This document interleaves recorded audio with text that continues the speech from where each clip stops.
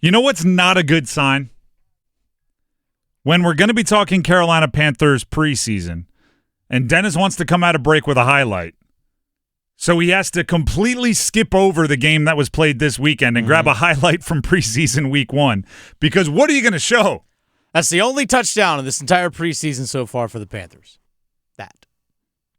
Okay, and I'll even be the yeah but guy there, the well actually guy, and say, well, actually the starters only had 4 drives, and that was so it's one of 4 drives ended in a touchdown. Yeah, well the other 3 were 3 and outs. Okay, it's not good, and I tried to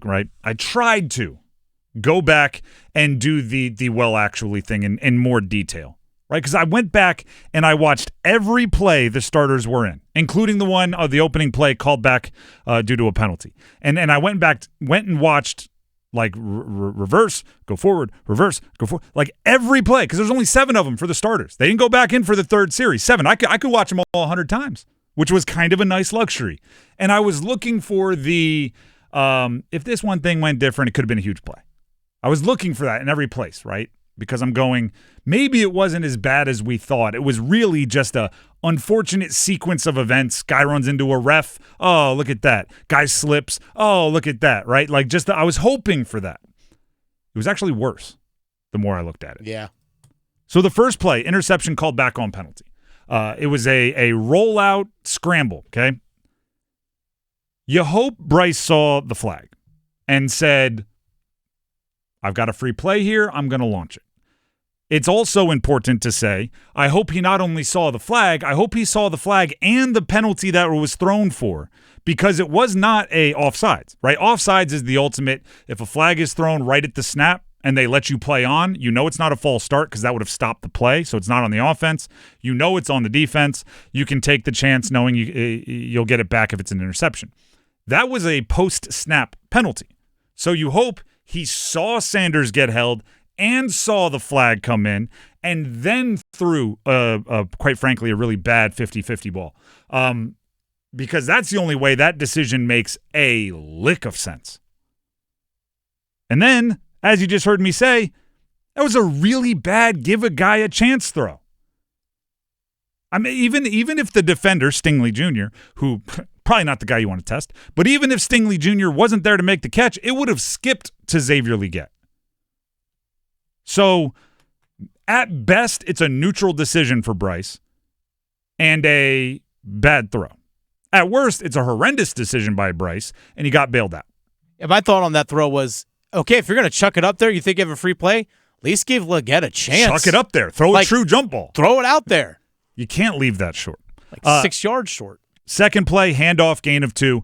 The more I watched it, the more confused I was.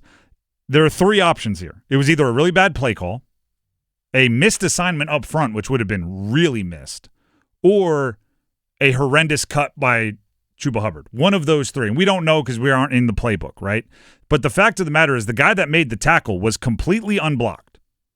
Now, if this is a what we used to call a guts call from the play caller, then after the play action kind of rollout, whatever you want to call it, on the opener, maybe you thought you didn't have to block the defensive end because if you rolled out Bryce Young in the fake, he would run with him and the fake would block him, which would be a real guts call. It'd be like, hey, second play of the game, we already know what this defensive end is doing so much that we can take advantage of it.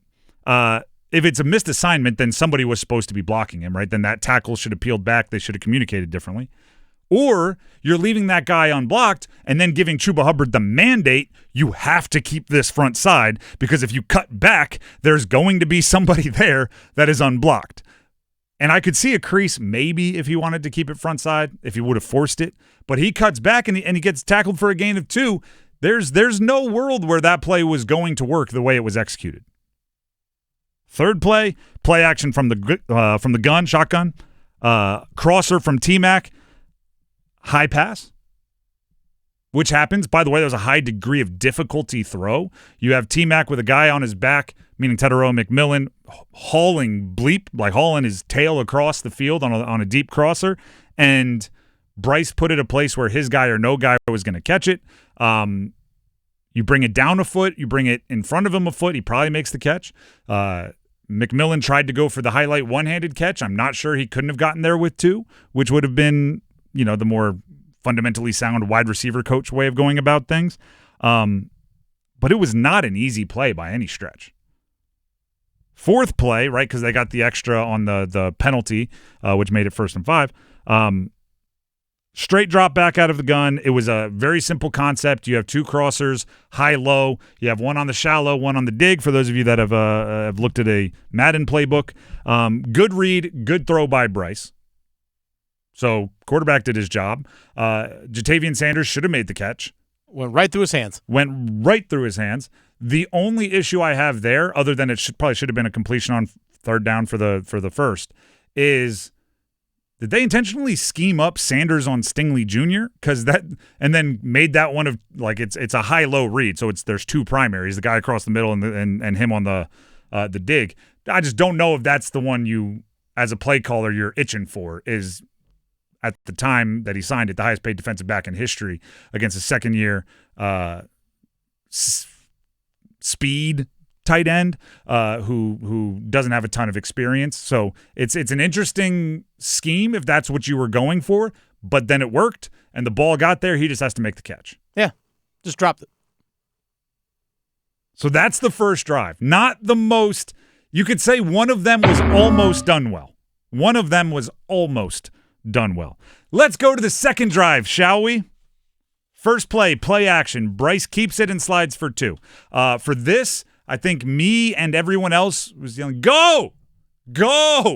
If you're going to go! If we can assume that he was timid in his running style because it's preseason and he's just going, I don't want to get hurt, I don't want to take a big hit, fine, I guess.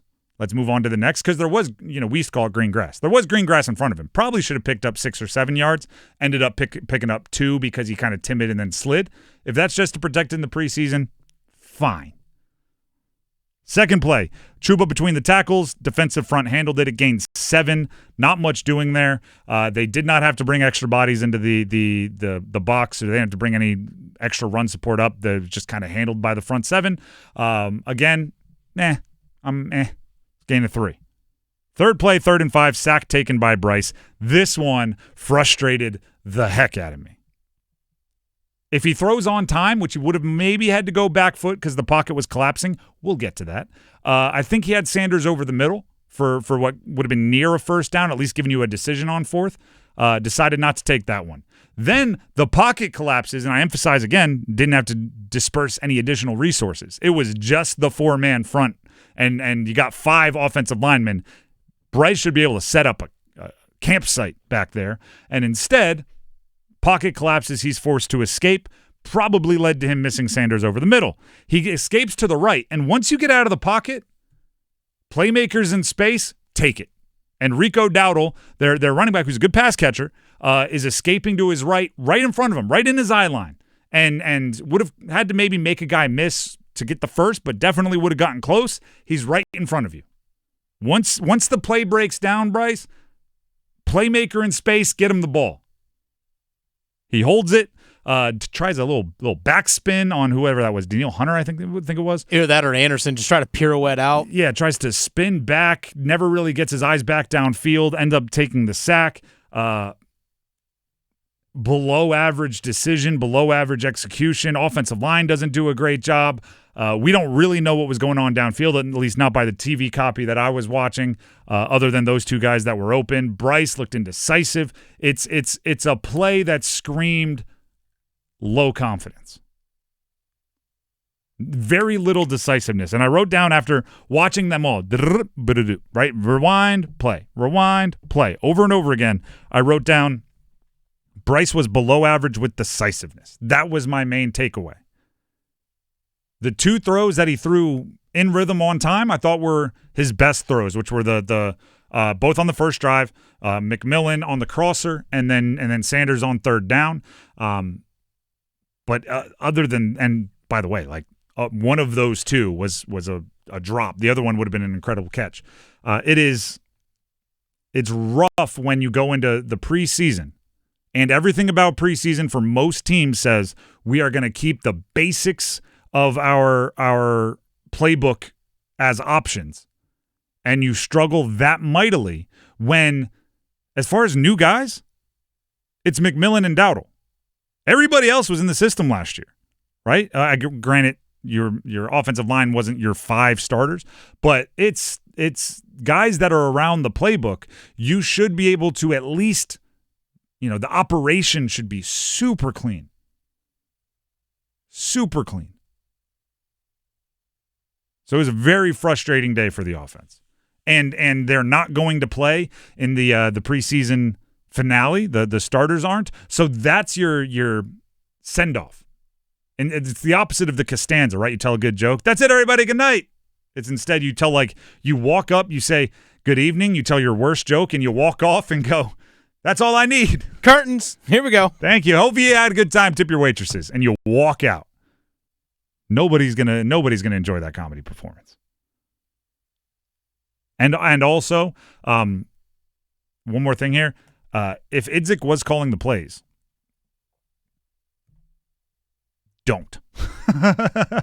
Yeah, but those first 10, 15 plays are scripted. And that's traditionally how it is. I don't know if they would have done that in the preseason. They maybe some teams in the preseason, if you're only playing your starters a couple of series, will want to get a mid-second feel, so they won't go straight to plays they already know. I would again say why if you're the Panthers, right? Build confidence, do whatever you need to look good, but we don't know that, right? I try to give the benefit of the doubt of all the we're not in team meetings before I rant and rave, which is why things like it could be one of these 3 bad things that happened. I wish there was a good option. Like I said, I went looking for the receiver that ran into the ref who wasn't in the right spot, so I could go second down that's nothing to do with them. The field was in bad shape. He slipped. I was looking for that, and instead I came out with, the bad thing that actually led to the loss, the bad play, not the loss, probably ended up preventing another bad thing from leading to a bad play. It's if the ball would have gotten through, not intercepted by Stingley on the first play, it would have skipped into Xavier Legette. It's not like if Stingley wasn't there, it's a big completion. There were multiple bad things on most plays. And the ones where everybody did everything right, the receiver dropped the ball. Confidence, not high.